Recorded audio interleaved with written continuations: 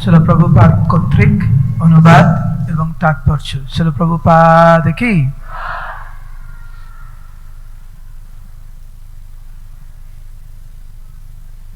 দয়া করে জেগে থাকবেন। শীতকাল, সবাই শীতের জামা কাপড় পরে এসছেন, এক জায়গায় বসে আছেন অনেক ভক্তের সাথে, একটু গরম গরম লাগছে, ঘুম হওয়াটা স্বাভাবিক। সবাই বলুন উচ্চস্বরে হরে কৃষ্ণ, আরো উচ্চস্বরে হরে কৃষ্ণ। তো আমি আশা করছি আপনারা জেগে থাকবেন। জেগে থেকে শুনুন প্রভুপাদ কিভাবে অনুবাদ করেছেন এই শ্লোকের এবং প্রভুপাদ তাৎপর্য কি বলেছেন। মহাভাগবত বিদুর, ভক্তরা কোনো কিছুতে অবাক হয় না। লাঞ্ছনার দ্বারা ঠিক যেরকম অবাক হয় না, প্রশংসার দ্বারাও ভক্তরা অবাক হয় না।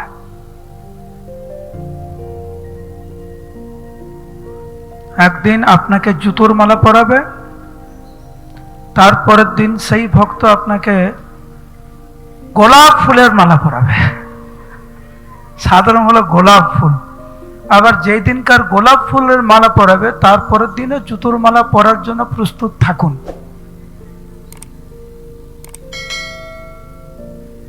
এই জীবনে কারুকে পেয়েছেন আপনি যে আপনার সামনে এবং আপনার পিছনে শুধু আপনার প্রশংসা করে? পেয়েছেন কারুকে?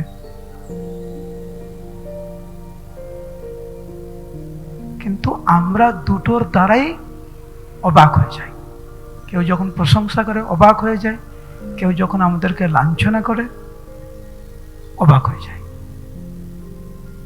প্রভুপাদ অনুবাদ শুরু করেছেন, আমি তাতে আশ্চর্য হইনি। বিদুর বলছেন, সকলের অলক্ষ্যে আমি পৃথিবীর ভ্রমণ করেছি। পরমেশ্বর ভগবান শ্রীকৃষ্ণের নরবিদ লীলা সমূহ এই মর্তলোকে সাধারণ মানুষের কার্যকলাপের মতো বলে মনে হয় এবং তাই তা আমার পক্ষে মোহজনক। কিন্তু আমি তার কৃপার প্রভাবে তার মহিমা উপলব্ধি করতে পেরেছি এবং তার ফলে আমি সর্বতভাবে সুখী। আমি অবাক হইনি। কেন? নিজের বাড়ি থেকেই ওনাকে বের করিয়ে দেওয়া হয়েছে।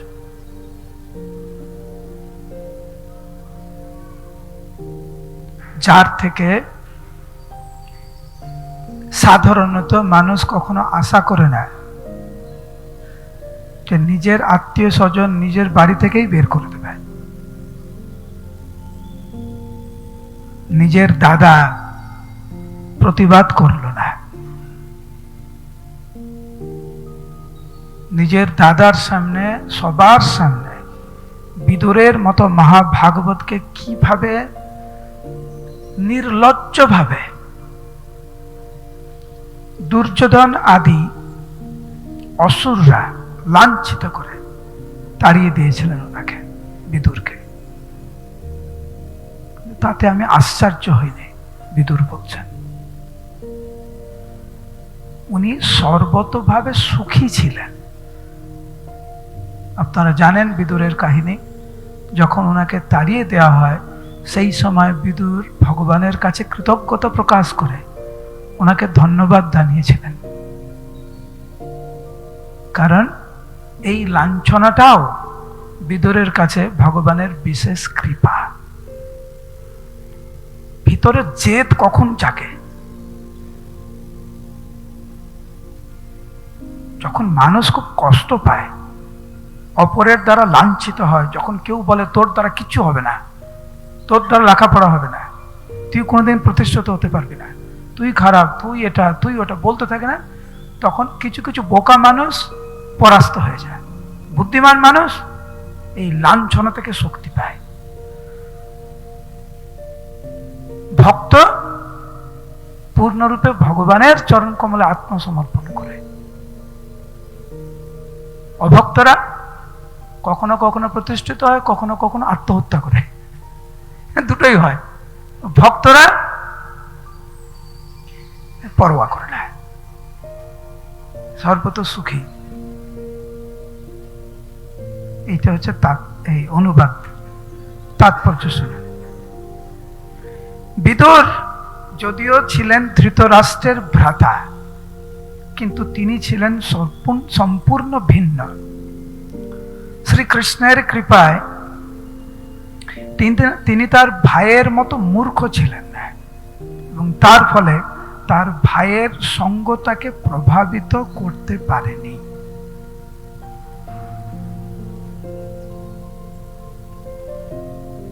সঙ্গ প্রভাবিত করতে পারেনি, এটা কিন্তু সাধারণ কথা না। সঙ্গ সবাইকে প্রভাবিত করে, যে সঙ্গ নেয়। ঠিক যেরকম আমরা ক্লাসে থেকেও ক্লাসে ঘুমিয়ে ক্লাসে নেই, হ্যাঁ কিনা? কেউ যদি জিজ্ঞাসা করে কোথায় আছেন, ক্লাসে আছি। কিন্তু যদি যথার্থ রূপে ক্লাসে না থাকেন, ঘুমিয়ে পড়েছেন বা চিন্তা করছেন এখন গিয়ে কি খাবো, ঠান্ডা ঠান্ডা সিঙ্গাড়া খাবো না চপ খাবো না ঘুগনি করবো না বাড়িতে কি করবো, রেস্টুরেন্টে যাবো, তো আপনি ক্লাসে আছেন না ক্লাসে নেই? ক্লাসে নেই। বিদুরের মতো মহাভাগবত গৃহে থেকেও গৃহে নাই, এই জগতে থেকেও এই জগতে নেই। সেই জন্য এই জগতের ভালো মন্দের দ্বারা মহাভাগবত বিদুরের মতো ভক্ত তারা প্রভাবিত হয় না, তারা সর্বদা সুখী। যেখানে ধৃতরাষ্ট্র মহারাজ হয়েও সর্বক্ষণ বিড়ম্বনায়, রাজপ্রাসাদে আছে, পদে পদে চিন্তায় দুশ্চিন্তায়, সেখানে বিদুরকে যখন লাঞ্ছনা করা হয়, বিদুর সর্বতভাবে সুখী। কেন? কারণ সে সংসারের থেকেও সংসারে নেই। প্রভুপাদ এখানে বলছেন যে ভাইয়ের সঙ্গ থেকে প্রভাবিত করতে পারি, কারণ সঙ্গই তো করিনি, থেকেও নেই। আমাদেরকে এই কৌশলটা শিখতে হবে, সংসারে থেকেও সংসারে নেই, গৃহে থেকেও গৃহে নেই, মনে পড়ে থাকবে অন্য কোথাও, কর্তব্য করে যায়। গৃহে আছে, সংসারে আছে, কিছু কর্তব্য করতে হয়, কর্তব্যের খাতিরে কর্তব্য। মহাপ্রভু ঠিক যেমন চিঠি লিখেছিলেন রূপ সনাতনকে, রামকেলতে, মহাপ্রভু বললেন তুমি সংসারে থাকো। কেমন? ঠিক যেমন একজন প্রেমিকা, তার যেহেতু বর ঘরে আছে, স্বামী ঘরে আছে, খুব সাবধানতার সাথে সাথে গৃহের সমস্ত কার্য করে, কিন্তু মন পড়ে থাকে প্রেমিকার কাছে। ঠিক সেরকম তুমি রাজ্যভার সামাল দিচ্ছ, সামাল দাও, বাইরে লোক দেখানোর জন্য, মন পড়ে থাকবে কৃষ্ণের কাছে। এরকম সংসারে থাকতে হয়। বিদুর তাই করেছিলেন, সেই জন্য প্রভাবিত হয়নি। ধৃতরাষ্ট্র ও তার বিদ্বেষী পুত্রেরা তাদের নিজেদের শক্তির দ্বারা এই পৃথিবীর উপর আধিপত্য বিস্তার করার ভ্রান্ত প্রচেষ্টা করেছিল। তা করতে ভগবান তাদের অনুপ্রাণিত করেছিলেন, এবং তার ফলে তারা গভীর থেকে গভীরতর মোহে আচ্ছন্ন হয়েছিল। চোরের মন বোচকার দিকে,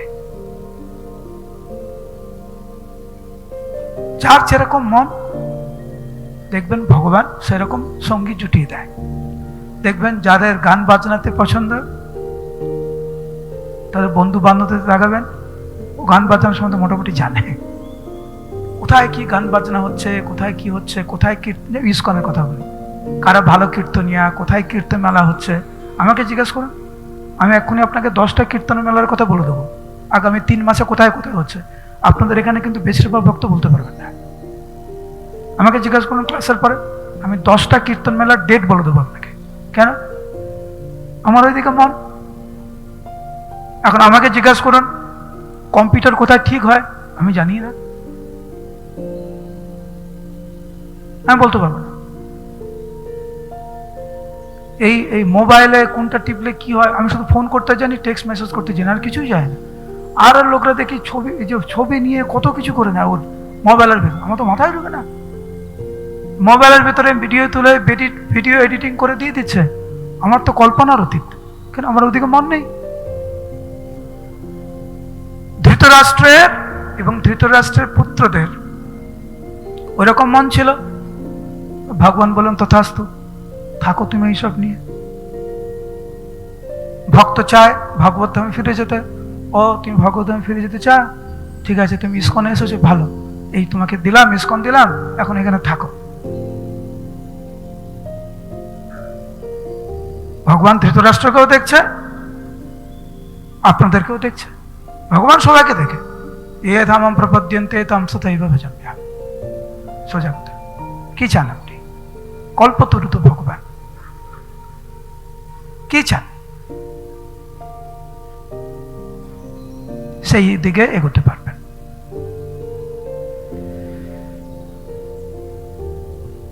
কিন্তু বিদুর চেয়েছিলেন ভগবানের ঐকান্তিক ভক্তি লাভ করতে, এবং তাই তিনি সর্বতভাবে পরমেশ্বর ভগবানের শরণাগত হয়েছিলেন।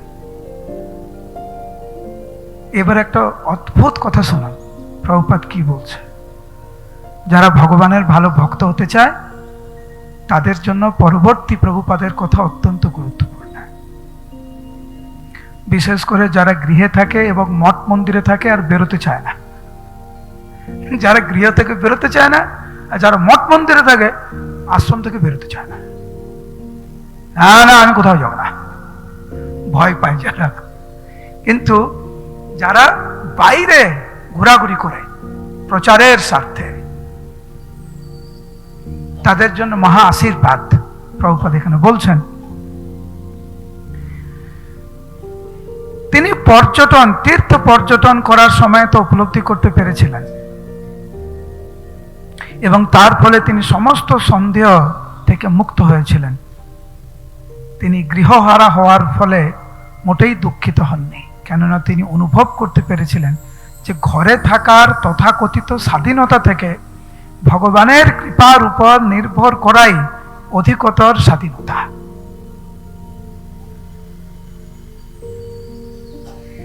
যতক্ষণ আমার কিছু এখন এই কিছু কাহিনী মনে পড়ছে, কিন্তু ওটা বলতে গেলে আর কিছু বলা হবে না, এই জন্য থাক। যতক্ষণ না পর্যন্ত দৃঢ় বিশ্বাস উৎপাদন হয় যে ভগবান তাকে রক্ষা করছেন, ততক্ষণ পর্যন্ত সন্ন্যাস আশ্রম অবলম্বন করা উচিত না। জীবনের এই অবস্থাকে ভগবদ গীতায় বলা হয়েছে অভয়ম সত্ত্বা সংশুদ্ধি। প্রকৃতপক্ষে প্রতিটি জীব সম্পূর্ণরূপে ভগবানের কৃপার উপর নির্ভরশীল, কিন্তু যতক্ষণ পর্যন্ত না তিনি তার অস্তিত্বের শুদ্ধ অবস্থা প্রাপ্ত হচ্ছেন, ততক্ষণ পর্যন্ত সেই অবস্থায় অধিষ্ঠিত হওয়া যায় না। নির্ভরতার এই স্তরকে বলা হয় সত্ত্ব সংশুদ্ধি বা আত্মশুদ্ধি। যাকে বলা হয় নারায়ণ পর, তিনি কখনো কোনো কিছুতেই ভীত হন না, কেননা তিনি সর্বদাই জানেন যে সর্ব অবস্থাতেই ভগবান তাকে রক্ষা করছেন। এই বিশ্বাস নিয়ে বিদুর একাকী সর্বত্র ভ্রমণ করেছিলেন, এবং তার বন্ধু অথবা তার শত্রু তাকে দেখতে পায়নি অথবা চিনতে পারেননি। এইভাবে জগতের বহু দায়িত্ব থেকে মুক্ত হয়ে তিনি প্রকৃত মুক্তির আনন্দ আস্বাদন করেছিলেন। শ্রীকৃষ্ণ যখন সচ্চিদানন্দময় শ্যামসুন্দর রূপে এই মর্তলোকে বিরাজ করছিলেন, তখন যারা তার শুদ্ধ ভক্ত নয় তারা তাকে চিনতে পারেনি অথবা তার মহিমা হৃদয়ঙ্গম করতে পারেননি। অবজানান্তি মামূঢ়া মানুষের তন্মাশ্রিতা। অভক্তদের কাছে তিনি সর্বদাই মোহজনক, কিন্তু তার ভক্তরা তাকে শুদ্ধ ভক্তির দ্বারা সর্বদা তাকে দর্শন করেন।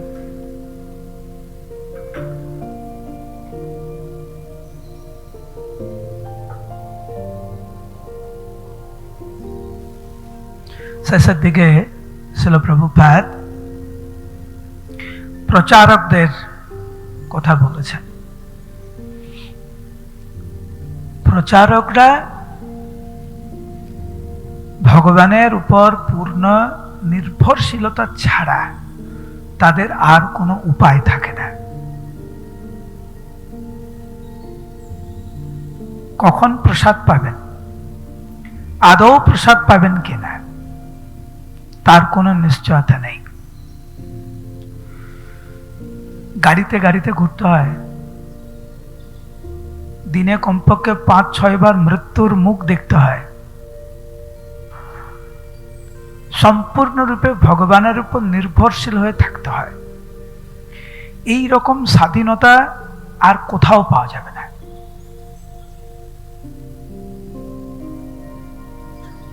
প্রচারকরা দেখবেন, যারা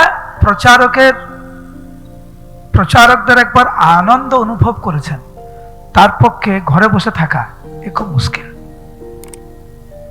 ভগবানের জন্য, গুরুদেবের জন্য ঝুঁকি নেওয়া, মানুষের মুখে হরিনাম প্রকাশ করা, তাদের কাছে হরিনামের মহিমা প্রকাশ করা, মায়াপুর সম্বন্ধে বলা, বৃন্দাবন জগন্নাথ সম্বন্ধে বলা, তাদেরকে অভক্ত থেকে ভক্তে রূপান্তরিত করা, প্রসাদ ভোজ করা, এই যে আনন্দ, এই আনন্দ কোথাও নেই। যাই হোক, আজকের হরে কৃষ্ণ শোনা যাচ্ছে?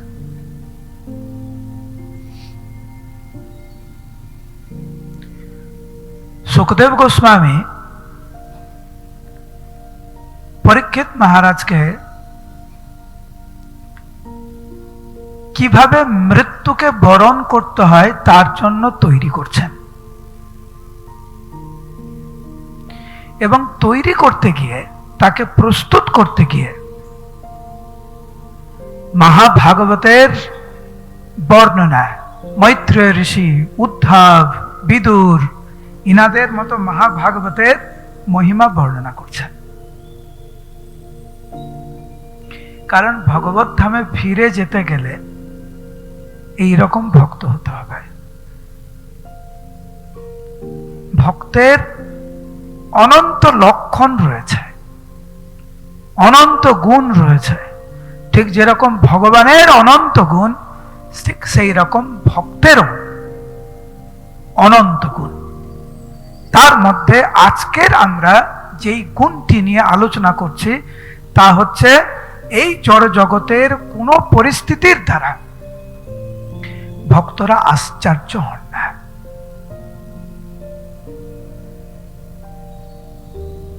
সেই জন্য পার্বতী দেবী শ্রীমান মহাপ্রভুর কাছে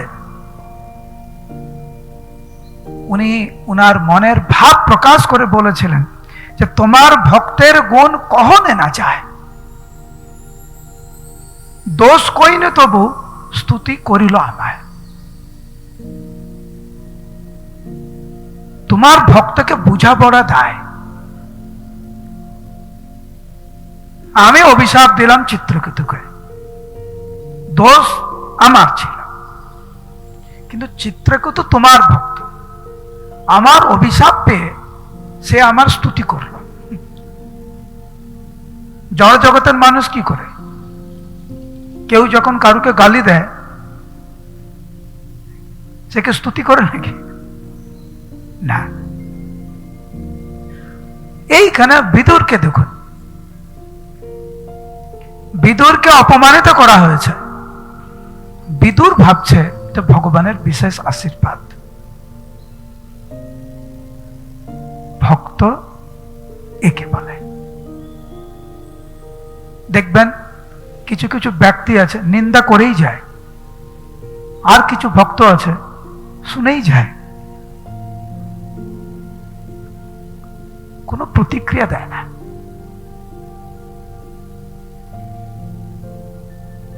যে প্রতিক্রিয়া দিচ্ছে না,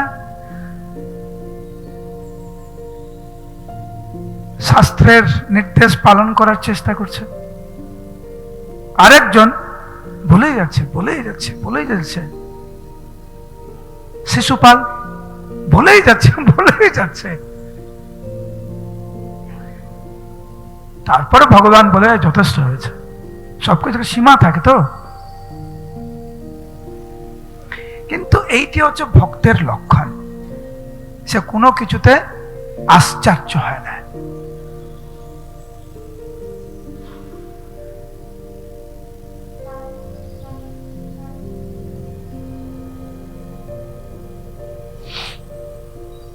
এইখানে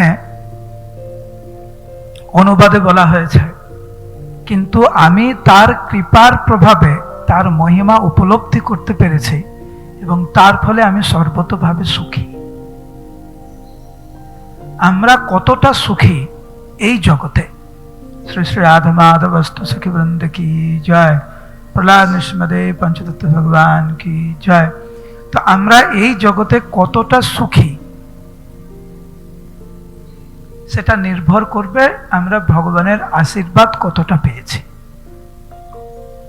শ্রীমান মহাপ্রভু চৈতন্য চরিতামৃতে বর্ণনায় সনাতন গোস্বামীকে বলছেন যে ভক্তি সিদ্ধি ইন্দ্রিয়ার্থে তারে নাহি ভাই। ভগবানের কৃপা একজন ভক্ত কখন পায়?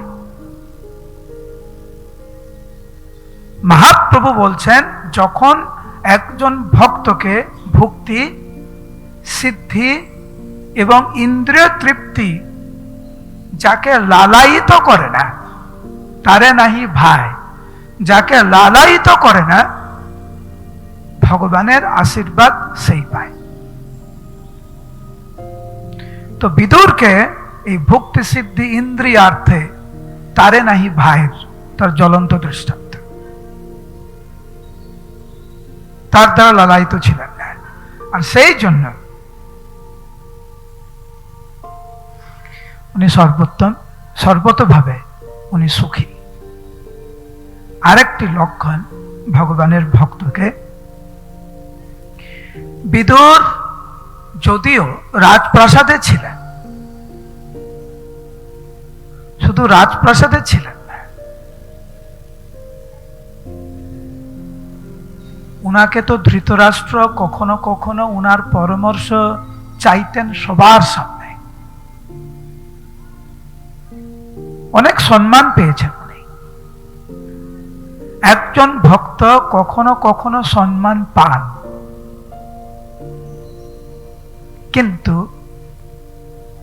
সর্বোত্তম ভক্ত সর্বোত্তম, এটাও মহাপ্রভুর কথা যে ভক্ত সর্বোত্তম আপনাকে হীন করি মানে।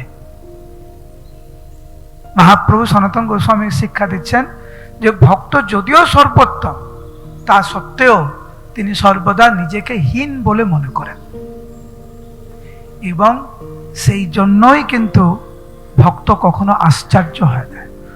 ধরুন আপনি কারোর বাড়িতে গিয়েছেন, আপনাকে নিমন্ত্রণ করা হয়েছে বৈষ্ণব সেবার জন্য। নিমন্ত্রণে কখনো গিয়েছেন? বৈষ্ণব সেবাতে কখনো গিয়েছেন? গিয়েছেন? কিছু তো আশা করেন না, গিয়ে মুড়ি আর জল আশা করেন? কি আশা করেন? কিছু তো আশা করেন, ভালো মন্দ হবে। বিশেষ করে ওই প্রভু ডেকেছে, ওই বাড়িতে ডেকেছে, তাহলে তো কিছু হবে।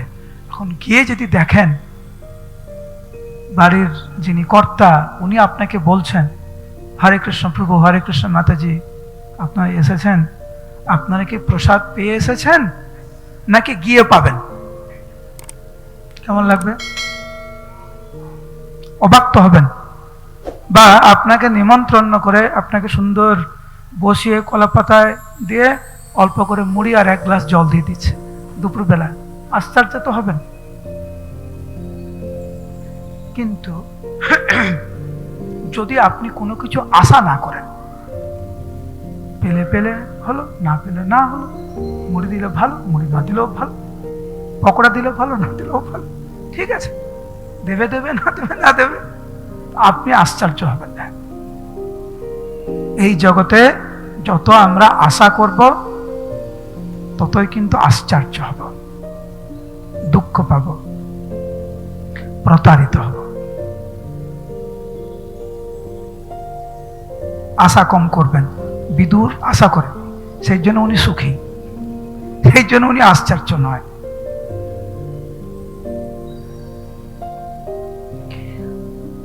যেহেতু উনি নিজেকে হীন মনে করছে, ভগবান হচ্ছেন পতিত পাবন, উনি জগন্নাথ,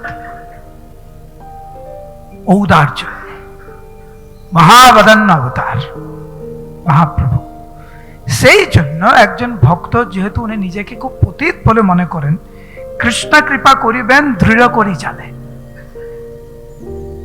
তার হৃদয়ে একটা দৃঢ় বিশ্বাস রয়েছে যে ভগবান আমাকে কৃপা করবে, এই বিশ্বাসটা তার রয়েছে।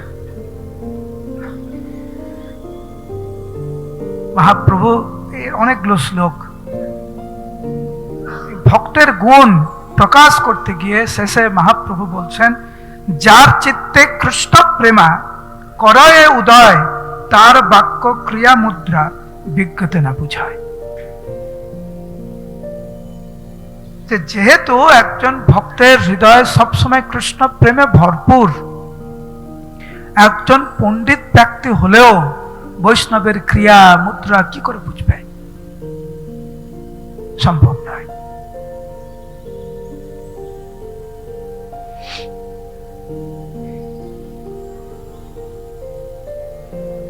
দুর্ভাগ্যের বিষয় যে আমরা কখনো কখনো ভক্তের বাহ্যিক কিছু দেখে বিচার করতে শুরু করি সে কেমন ভক্ত। কিন্তু যেই ভক্তের ঐশ্বর্য নাই, যেই ভক্তের জনবল নাই, যেই ভক্তের পাণ্ডিত্য নাই, সবাই বলুন হরে কৃষ্ণ, হরিব হরিব হরিব, বলুন হরিব হরিব হরিব হরিব হরিব। যেই ভক্তের পাণ্ডিত্য নাই, যেই ভক্তকে দেখতে সেরকম ভালো না, গায়ের রং কালো, পয়সা নেই, ঘর বাড়ি নেই, ছিঁড়া জামার কাপড় পরে, ভালো বাংলাও বলতে পারে না, ইংরেজি তো দূরের কথা, সেই রকম ভক্তকে কি করে চিনবেন? সেই জন্য চৈতন্য ভাগবতে বৃন্দাবন দাস ঠাকুর শ্রীধরের মহিমা বর্ণনা করে বলছেন, ধন নাহি জন নাহি, নাহি কো পাণ্ডিত্য, কে চিনিবে এই সব চৈতন্যের ভৃত্য। প্রভু ক্লাস দেয়, তাহলে প্রভু ভালো ভক্ত। ওই প্রভু তো ক্লাস দেয় না, তাহলে ও ভালো ভক্ত না। দেখা গেল যে ভালো ক্লাস দিচ্ছে তার থেকে যে ক্লাস শুনছে তার থেকে যে অনেক উন্নত হতেই পারে। আমার পরে পরে এই শ্লোকটি বলুন, এই যে শ্লোকটি বললাম মাথায় ঢুকাতে হবে আমাদেরকে, বলুন উচ্চস্বরে বলুন, ধন নাহি জন নাহি, নাহি কো পাণ্ডিত্য, কে চিনিবে এই সব চৈতন্যের ভৃত্য। কোলা বেচে শ্রীধরকে কিন্তু কেউ চিনতে পারেনি, মহাপ্রভু চিনিয়েছিলেন। বিদুরকে কে চিনেছিল? কেউ না। বিদুর সারা ভারতবর্ষ ঘুরে বেরিয়েছে, কেউ চিনতে পারেনি। কারণ বৈষ্ণবের ক্রিয়া মুদ্রা বিজ্ঞতে না বুঝায়। বিদুর কোন স্তরের ভক্ত তাকে চিনতে পারল না। সেই জন্য আমরা কোন ভক্তকে বাহ্যিক কিছু দেখে যেন কখনো বিচার না করি, সম্মান দেন, বাঞ্ছা কল্পতরু। কেন ঝুঁকি নিতে যাব আমরা? কে ভালো, কে খারাপ, কে বড়, কে ছোট, কে উত্তম অধিকারী, কে মধ্যম অধিকারী, আমি সার্টিফিকেট দেওয়ার কে?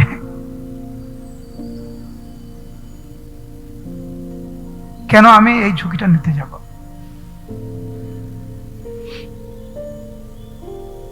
আর যে এইরকম ভক্তকে দেখে হাসবে, কুম্ভি পাকে যায় সেই নিজ কর্ম তো সে। চৈতন্য ভাগবতের বর্ণনা, সে কুম্ভি পাক নরকে যাবে। কেন? নিজ কর্ম তো সে। ঝুঁকি নেওয়ার কোনো প্রয়োজন নেই।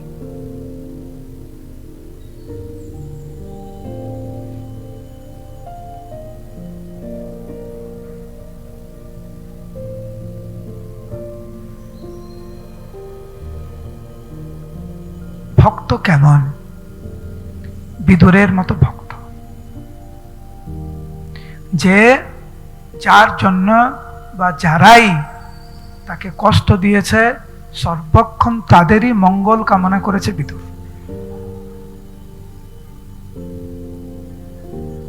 কেউ যদি আমাকে নিন্দা মন্দ করে, আমি তো এসে ভগবানকে বলবো, ভগবান ওকে একটু দেখেন তো, ওকে একটু দেখে নিন নৃসিংহদেবের কাছে, নৃসিংহদেব ওকে একটু দেখবেন, একটু আমাকে এরকম বললো। ভক্ত ঠিক বিপরীত, ঠিক বিপরীত। সেই জন্য হরিদাস ঠাকুর মহাপ্রভুর এত প্রিয় ছিল। কেন? কারণ যারা উনাকে হত্যা করতে চাইছিল হরিদাস ঠাকুর তাদের জন্য ভগবানের কাছে ওই সময় প্রার্থনা করছিল, যেই সময় তাকে হত্যা করার চেষ্টা করা হচ্ছিল। আগে পরে না, ওই সময়। সেই জন্য এখানে বর্ণনা করা হয়েছে যে প্রাণান্ত করিয়া তোমার মারে যে সকল, তুমি মনে চিন্তা তাহা সভার কুশল।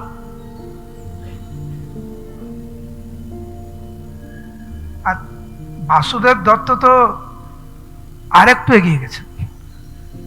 হরিদাস ঠাকুর ওনাকে যখন হত্যা করার চেষ্টা করছে অসুররা, অসুরদের কল্যাণের জন্য, তাদেরকে রক্ষা করার জন্য হরিদাস ঠাকুর ভগবানের কাছে প্রার্থনা করছে। বাসুদেব দত্ত জগন্নাথপুরী ধামে মহাপ্রভুর কাছে প্রার্থনা করছে যে হে প্রভু, এই পৃথিবীর সমস্ত জীবের পাপ রাশি আমি গ্রহণ করতে চাই, গ্রহণ করে নিত্যকাল আমি নরক যন্ত্রণা ভোগ করতে চাই, যাতে সমস্ত জীব বৈকুণ্ঠে ফিরে যেতে পারে। এ হচ্ছে ভক্ত।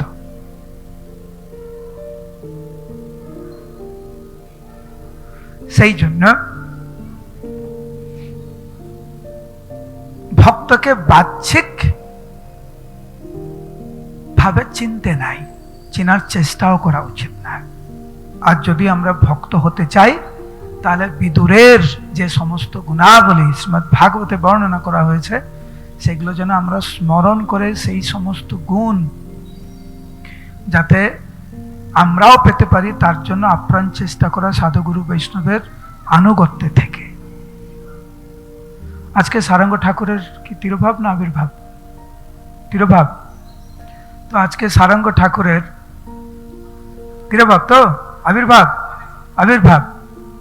যাই হোক, ভক্তের ভগবানের জন্ম মৃত্যু নাই, আবির্ভাব তিরোভাব বেদে কহে। এই আজকের হচ্ছে সারঙ্গ ঠাকুরের শুভ তিরোভাব, আবির্ভাব তিথি। আবির্ভাব তিথি মহাপ্রভুর অত্যন্ত প্রিয় পার্ষদ, মহাপ্রভুর পিতৃতুল্য ছিলেন উনি। মহাপ্রভু যখন বিদ্যানগরে যেতেন, মহাপ্রভু সারঙ্গ ঠাকুরকে দর্শন করে বিদ্যানগরে যেতেন। সারঙ্গ ঠাকুরের শ্রী বিগ্রহের নাম হচ্ছে শ্রী শ্রী রাধা গোপীনাথ। শ্রী শ্রী রাধা গোপীনাথ ভগবান কি। তো রাধা গোপীনাথকে দর্শন করতেন, সারঙ্গ ঠাকুরকে দর্শন করে উনি যেতেন বিদ্যানগরে। তো একদিন বয়স হচ্ছে সারঙ্গ ঠাকুরের, মহাপ্রভুর পিতৃতুল্য। তো মহাপ্রভু সারঙ্গ ঠাকুরকে বলছে, সারঙ্গ ঠাকুর, আপনার তো বয়স হলো, বিগ্রহ সেবা পূজার জন্য আমার মনে হয় আপনাকে একজন, কমপক্ষে একজন শিষ্য আপনাকে গ্রহণ করা উচিত। সারঙ্গ ঠাকুর বলছে, তুমি কি আমার উপর একটা বোঝা চাপিয়ে দিতে চাইছো? আমার পক্ষে সম্ভব না। আর তাছাড়া উপযুক্ত শিষ্য গ্রহণ করতে হয়, কে উপযুক্ত কে উপযুক্ত নয় তা বিচার করার সামর্থ্য আমার নাই। এই গুরু দায়িত্ব থেকে আমি দূরে থাকতে চাই। তো মহাপ্রভু তাকে বললেন, আপনি এত বিচার করছেন কেন? আমি বলছি, আপনি যাকে গ্রহণ করবেন সেই উপযুক্ত হবে। আপনি শুধু গ্রহণ করুন। তখন সারঙ্গ ঠাকুর ভাবছে মহাপ্রভুর নিশ্চিত রূপে কোনো পরিকল্পনা রয়েছে। উনি যদি দায়িত্ব নেয় যে আমি যাকে গ্রহণ করব সেই উপযুক্ত হবে, তাহলে আমার মাথা ঘামানোর কি দরকার? ঠিক আছে, তুমি যদি দায়িত্ব নিচ্ছ, ঠিক আছে, কালকে সকালবেলা আমার যার সাথে দেখা হবে আমি তাকেই দীক্ষা দেব। মহাপ্রভু খুশি হলেন, মহাপ্রভু চলে গেলেন। সকালবেলা ঘুম থেকে উঠে সারঙ্গ ঠাকুর গঙ্গায় স্নান করতে, যখন গঙ্গায় স্নান করছে সকালবেলা ভোরবেলা, তখন কিছু একটা ভেসে ভেসে ভেসে ভেসে কাছের নিচের কাছে এসছে, গায়ের কাছে চলে এসছে। দেখেন একটা মৃত শিশু, একদম শিশু, মৃত। অবাক হয়ে গেলেন, দেখতে খুব সুন্দর, সবে মাত্র উপনয়নম পেয়েছে, অপূর্ব দেখতে সেই বালক। সঙ্গে সঙ্গে ওনার মনে হলো যে আমি তো মহাপ্রভুকে প্রতিজ্ঞা করেছি কালকের সকালে আমি যাকে দেখবো তাকে দীক্ষা দেব, কিন্তু হে প্রভু তোমার এ কি লীলা, আমি তো মৃত মানুষকে দেখছি। তারপরে উনি ভাবলেন আমি কেন বিচার করতে যাচ্ছি, এ জীবিত না মৃত? মহাপ্রভু বলেছেন যাকে আমি দীক্ষা দেবো সে উপযুক্ত হবে। আমি বলেছি আমি যাকে দেখব তাকেই দীক্ষা দেবো, আমি তো বলিনি যে মৃতকে দীক্ষা দেবো বা জীবিতকে দীক্ষা দেবো। আমি কেন অত চিন্তা করছি? এই রকম চিন্তা করে ওই কানেই ওই মৃত বালকের কর্ণে উনি কৃষ্ণ মন্ত্র প্রদান করলেন। মহাপ্রভুর ইচ্ছায় আর সারঙ্গ ঠাকুরের আরো অলৌকিক আধ্যাত্মিক শক্তি, মহাপ্রভু যেরকম সনাতন গোস্বামীকে বলেছেন ভক্তি বলে পারো তুমি ব্রহ্মাণ্ড সধিতে, হে সনাতন তুমি বিশ্ব ব্রহ্মাণ্ডকে পবিত্র করার ক্ষমতা তোমার রয়েছে। সারঙ্গ ঠাকুরের আধ্যাত্মিক শক্তিতে মহাপ্রভুর কৃপায় সেই মৃত বালক জীবিত হয়ে গেলেন, মহাপ্রভুর চরণ কমলে আত্মসমর্পণ করলেন, ক্রন্দন করতে লাগলেন সারঙ্গ ঠাকুর। অবাক হননি উনি, ঠিক যেরকম বিদুর অবাক হয়নি, সারঙ্গ ঠাকুর বিন্দু মাত্র অবাক হয়নি। মহাপ্রভুর করুণা।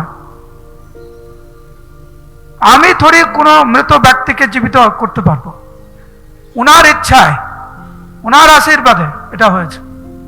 নিয়ে এসেছে সেই বালককে, দীক্ষা দিলেন। আগে নাম ছিল মুরারি, এখন নাম হলো চৈতন্য দাস, দুটো মিলে মুরারি চৈতন্য। মহাপ্রভু শুনেছে দীক্ষা দিয়েছে একজনকে সারঙ্গ ঠাকুর, ভক্তদের বলছে চলো চলো দেখি কিরকম শিষ্য গ্রহণ করেছে সারঙ্গ ঠাকুর। মহাপ্রভু যেই গিয়েছে মামগাছিতে সারঙ্গ ঠাকুরের আশ্রমে, তৎক্ষণাৎ সারঙ্গ ঠাকুর মহাপ্রভুর চরণে লুটিয়ে পড়লেন, ক্রন্দন করতে লাগলেন এবং ওনার শিষ্যকে মহাপ্রভুর চরণে অর্পণ করলেন। সমস্ত বৃত্তান্ত শুনলেন উনি। চৈতন্য দাসকে বলছে এখন তুমি যেহেতু, কারণ আগে মহাপ্রভু শুনেছে, ওই শিষ্যর থেকেই শুনেছে বাড়ি কোথায়, কিভাবে কি হয়েছে সব শুনেছে, সময় নেই সেজন্য বলছি না। তখন মহাপ্রভু বলছেন তুমি বাড়ি ফিরে যা। তখন উনি বলছেন, সেই শিষ্য বলছে যে আমাকে যেই শরীর জন্ম দিয়েছিলেন আমার পিতা মাতা, সেই শরীরটা তো দেহত্যাগ করেছে সর্পঘাতে, নতুন জীবন দিয়েছেন আমার গুরুদেব, ইনি আমার আধ্যাত্মিক পিতা, আমি ওনার কাছেই থাকব। এইটা একটা লীলা। আরেকটি অদ্ভুত লীলা শ্রবণ করা যায়, সেটা হচ্ছে দেখবেন যখন মামগাছিতে যাবেন সারঙ্গ ঠাকুরের আশ্রমে খুব সুন্দর অপূর্ব এক বকুল বৃক্ষ রয়েছে। নবদ্বীপ ধামের সিদ্ধ বকুল, জগন্নাথপুরী ধামে ওখানে সিদ্ধ বকুল আছে, আর নবদ্বীপ ধামের সিদ্ধ বকুল হচ্ছে মামগাছিতে। তো গাছটি একদম পুরো শুকিয়ে যাচ্ছে, যার তলায় বসে 64 মালা জপ করতেন সারঙ্গ ঠাকুর প্রত্যেকটা দিন, গোপীনাথের সেবা আর 64 মালা জপ, এটি ওনার দৈনন্দিন কার্যক্রম। গাছটা শুকিয়ে যাচ্ছে, যার তলায় হচ্ছে সারঙ্গ ঠাকুর জপ করতেন 64 মালা। মহাপ্রভু বলছেন সারঙ্গ ঠাকুর কি ব্যাপার, না কি প্রভু গাছ তো মরে যাচ্ছে, তো সারঙ্গ ঠাকুর বলছে আমি কি করবো? গাছের চলে যাওয়ার সময় তো গাছ চলে যাচ্ছে, তুমি আমাকে বলছো গাছ চলে যাচ্ছে, তো তুমি জানো কেন গাছ চলে যাচ্ছে, তো আমি কি করবো? আমার তো কোনো শক্তি নেই। মহাপ্রভুর ইচ্ছা, যেহেতু এই গাছের তলায় বসে সারঙ্গ ঠাকুর সংসদীমূলা জপ করে, এই গাছটা চলে গেলে কার ছায়ার তলায় বসে জপ করবে? সারঙ্গ ঠাকুরের অসুখ হবে। মহাপ্রভু তৎক্ষণাৎ সেই বকুল বৃক্ষকে আলিঙ্গন করলেন, এবং আলিঙ্গন করার সাথে সাথে সেই বকুল বৃক্ষ যেন নবযৌবন প্রাপ্ত হল। আজও আপনি যান ওখানে, ওই রকম বকুল বৃক্ষ দেখতে পাওয়া যায় না। কয়েকটি গাছ আমরা দেখেছি, একটি অম্বিকা কালনায় তেঁতুল গাছ, যার তলায় বসে মহাপ্রভু সুবলের সাথে কৃষ্ণ কথা আলোচনা করলেন, গৌরীদাস পণ্ডিত। আরেকটি হচ্ছে আমাদের এই বকুল বৃক্ষ, সিদ্ধ বকুল, যেই বৃক্ষকে মহাপ্রভু আলিঙ্গন করলেন। ওই তেঁতুল গাছটি যান অম্বিকা কালনায়, নবযৌবন, 700 বছর পুরানো প্রায়। এই বকুল বৃক্ষ 600-700 বছর পুরানো, কিন্তু দেখবেন পুরো একদম সুন্দর, সব সময় একদম সবুজ পাতা, 365 দিন মহাপ্রভুর আশীর্বাদ। সেজন্য আমি সবসময় বলি, হরিবল বলবেন, যদি আপনারা এখনো একজনকে দেখতে চান, দর্শন করতে চান, যিনি সাক্ষাৎ মহাপ্রভুকে দর্শন করেছে, কারা কারা দর্শন করতে চান? হরিবল বলুন। ঠিক যেরকম আমরা প্রভুপাদের শিষ্যকে দর্শন করার জন্য উদ্গ্রীব থাকি, প্রভুপাদকে দেখেছে, প্রভুপাদকে সেবা করেছে, তো এখনো কয়েকজন আছে জীবিত যারা মহাপ্রভুকে দর্শন করেছে, মহাপ্রভুর সেবা করেছে, মহাপ্রভুর নিত্য পার্শ্বদের সেবা করেছে সাক্ষাৎ, এখনো তারা জীবিত। আপনার দর্শন করতে চান? তাহলে সারঙ্গ ঠাকুরের আশ্রমে যান, সেই বকুল বৃক্ষকে দর্শন করুন।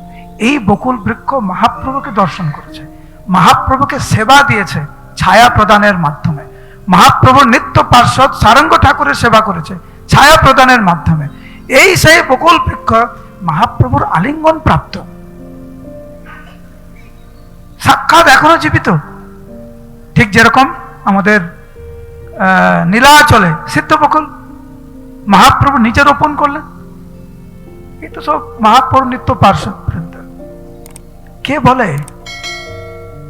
মহাপ্রভুর আপনজন এখনো নেই?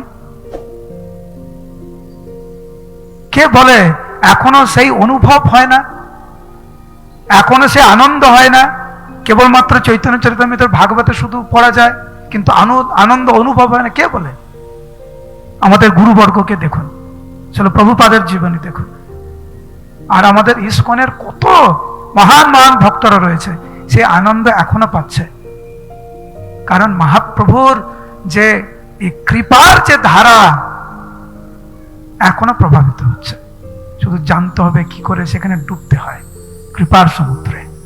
হরে কৃষ্ণ কৃষ্ণ কৃষ্ণ হরে হরে, হরে রাম রাম রাম হরে হরে। শ্রী প্রভুপাদ কি, সারঙ্গ ঠাকুর কি, সমবেত গৌর ভক্তবৃন্দ কি, তাই গৌর প্রেমানন্দে। হরি হরি বল।